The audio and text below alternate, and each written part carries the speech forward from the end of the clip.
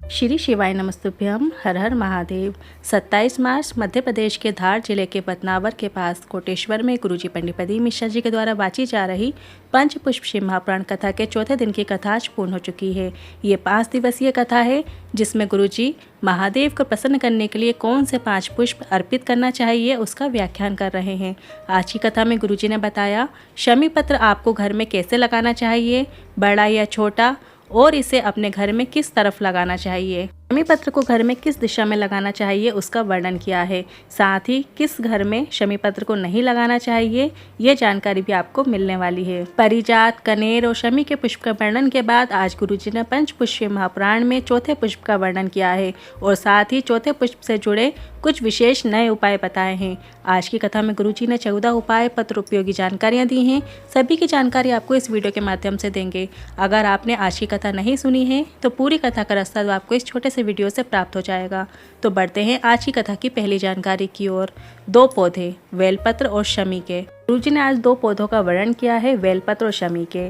अगर आप भूल से भी इन बेलपत्र के पेड़ के नीचे से निकल जाते हो तो तुम पर उसकी छांव पड़ जाती है तो दिन भर में आपने जितने भी पाप किए हों पल भर में धुल जाते हैं। शमी के वृक्ष अपने घर में मत लगाओ। अगर घर में लगाना चाहते हैं तो आप छोटे से शमी का पौधा लगा सकते हैं। जब आप शमी का पौधा लगाएं और जब वो बड़ा हो जाए तो उसे किसी मंदिर के सामने या कहीं ऐसी जगह पर लगा दें जहाँ वो सुरक्षित रहे। और फ्लैट में रहने वाले शमी का पौधा ना लगाएं।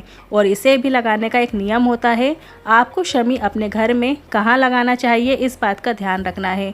आप अपने घर से बाहर की ओर जब निकल लें तो आपको शमी का पौधा आपके सीधे हाथ की ओर होना चाहिए। घर से बाहर जाते समय राइट हैंड की ओर शमी पत्र को रखना चाहिए। इस प्रकार से अपने घर में शमी पौधा लगाने वाले के जीवन में कभी भी कांटे मतलब परेशानियां नहीं आती। और इस शमी के पौधे में जल अर्पित करने से आप कभी भी कोर्ट केस, अदालत केस में नहीं फंस सकते, ये बात निश्चित है। बढ़ते हैं आज की कथा की दूसरी जानकारी की ओर। शमी 3 देवताओं को बहुत प्रिय होता है जो कि इस प्रकार है। पहला महादेव, दूसरा शनिदेव और तीसरा गणेश जी। आप इन्हें शमी पत्र अर्पित कर सकते हैं और इनकी विशेष कृपा प्राप्त कर सकते हैं। बढ़ते हैं आज की कथा की तीसरी जानकारी की ओर।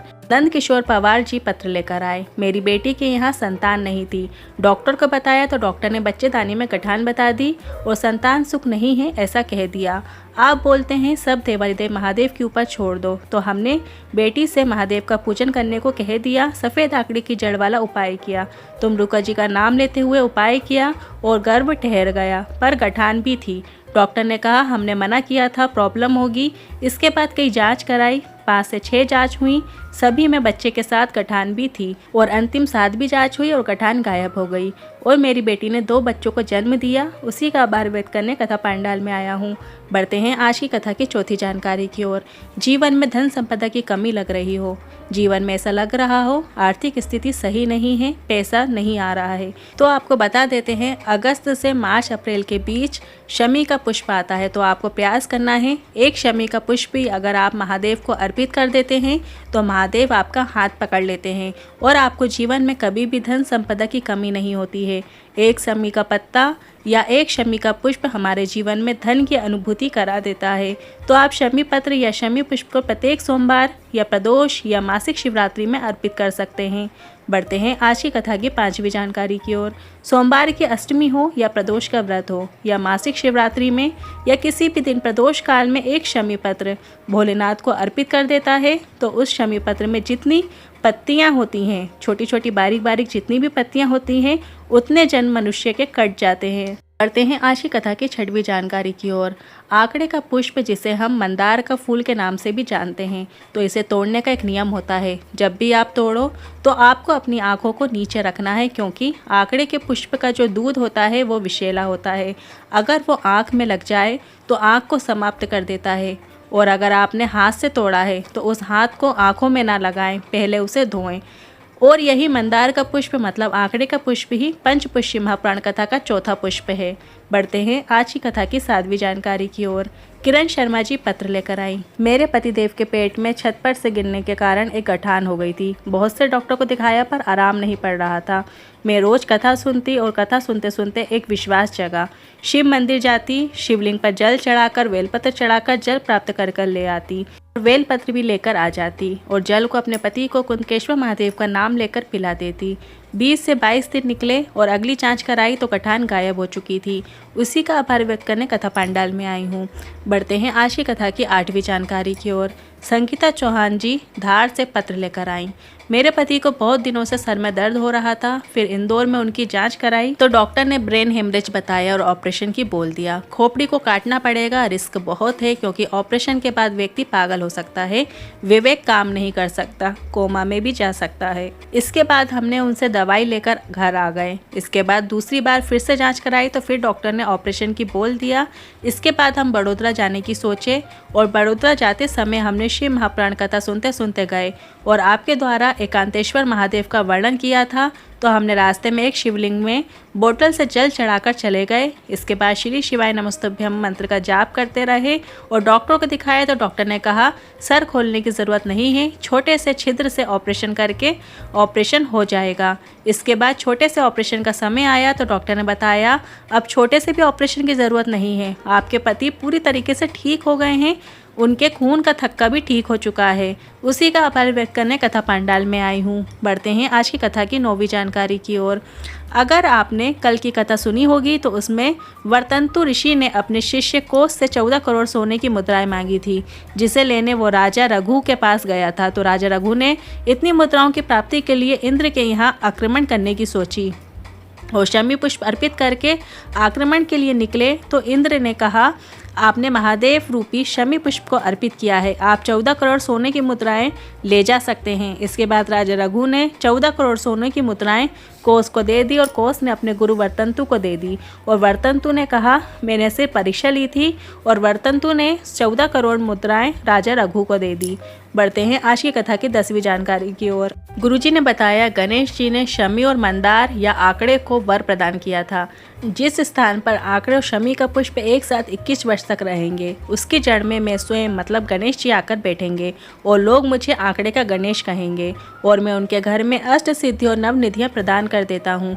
इसके बाद गुरुजी ने कहा कि हमने आंकड़े के गणेश की पूजन की पर फल प्राप्त क्यों नहीं हुआ। तो गुरुजी ने कहा आंकड़े के बाजू में शमी हो, उसी आंकड़े के गणेश से आपको अष्ट सिद्धि और नवनिधियाँ प्राप्त होती हैं।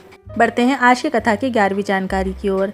गणेश जी ने एक और वर दिया कि मेरी आराधना करने वाला दूर्बा के साथ शमी पत्र या शमी का पुष्प और मंदार के पुष्प मुझे अर्पित करेंगे तो मैं उनकी मनवांछित फल की पूर्ति कर दूंगा। तो आप ये उपाय प्रत्येक माह में आने वाली गणेश चतुर्थी को कर सकते हैं। आपको बस दूर्बा के साथ शमी पत्र मिल जाए तो शमी पत्र को अर्पित करना है या शमी का पुष्प मिल जाए और मंदार का पुष्प मिल जाए, ये तीनों चीज़ साथ में अर्पित करेंगे तो आपको मनवांछित फल की प्राप्ति होगी। दूर्बा के साथ आपको शमी पत्र लेना है और मंदार का पुष्प लेना है, आंकड़े का पुष्प लेना है, ये 3 चीज़ हैं। बढ़ते हैं आज की कथा की 12वीं जानकारी की ओर। संतान प्राप्ति के लिए भी सफ़ेद आंकड़े की जड़ हो तुमलुका जी का नाम लेते हुए शिवलिंग के ऊपर से 11 बार घुमाकर कमर में बांधी जाती है तो इससे संतान की प्राप्ति होती है। गुरुजी ने आज फिर से ये उपाय बताया है। बढ़ते हैं आज की कथा की 13वीं जानकारी की ओर। आंकड़े का पुष्प भी 2 प्रकार का होता है, एक तो सफ़ेद आंकड़े का पुष्प होता है और एक हल्का नीला मतलब पर्पल कलर का पुष्प होता है। तो इस हल्के नीले कलर के आंकड़े से आपको एक उपाय करना है। आपको लग रहा है आपके सामने बड़ी विपत्ति आकर खड़ी हो गई है, कुछ समझ नहीं आ रहा है, बड़ी विपत्ति खड़ी हो गई है, जीवन में बड़ी समस्या आ गई है। तो जीवन में बड़ी समस्या आ जाने पर आप ये उपाय कर सकते हैं। आपको कभी भी किसी भी समय इस हल्के नीले आंकड़े के पुष्प को शिवालय में ले जाकर माता अशोक सुंदरी के स्थान पर स्पर्श कराते हुए शिवलिंग के ऊपर अर्पित कर देना है। बस आपको इतना कर देने से आपके ऊपर से बड़ी विपत्ति जो आ गई हो या आने वाली है वो निकल जाती है, आप पर नहीं आती है। ये उपाय आप कभी भी किसी भी दिन किसी भी समय कर सकते हैं। सिर्फ आपको मंदार का पुष्प, आंकड़े का जो हल्का नीले कलर का पुष्प होता है, उसे अशोक सुंदरी माता के स्थान पर स्पर्श कराते हुए शिवलिंग के ऊपर अर्पित कर देना है। सिर्फ आपको इतना ही करना है। बढ़ते हैं आज की कथा की 14वीं जानकारी की ओर। अभी तक हमने परिजात का पुष्प, कनेर का पुष्प, शमी का पुष्प, मंदार का या आंकड़े का पुष्प के बारे में जाना है और उनके उपाय जाने हैं। कल अंतिम दिन की कथा में जिसमें गुरुजी 5वें दिन और अंतिम दिन अंतिम पुष्प का वर्णन करते हुए उससे संबंधित उपाय बताएंगे। गुरुजी ने पहले दिन की कथा में परिजात से जुड़े उपाय बताए थे।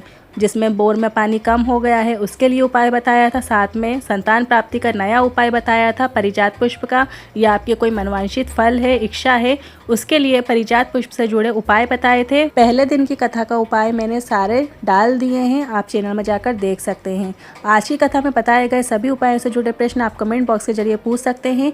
आज की कथा में अगर आपको आनंद प्रदान किया हो तो कमेंट बॉक्स में हर हर महादेव ज़रूर टाइप कीजिएगा। श्री शिवाय नमस्तुभ्यम।